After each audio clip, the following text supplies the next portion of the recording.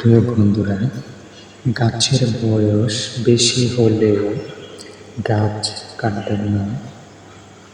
গাছটি ফল না দিতে পারলেও ছায়া অন্তত দেবে। তেমনি মা বাবা বৃদ্ধ হয়ে গেলেও তাদেরকে কখনো অবহেলা করবেন না, কারণ তারা টাকা পয়সা না দিতে পারলেও আপনার জন্য মন প্রাণ খুলে দোয়া করবেন। বন্ধুরা, ভিডিওটা ভালো লাগলে শেয়ার করে দিবেন। বিস্তারিত আপনার গঠনমূলক কমেন্টে লিখে যাবেন, সবাইকে শেয়ার করে দেবেন।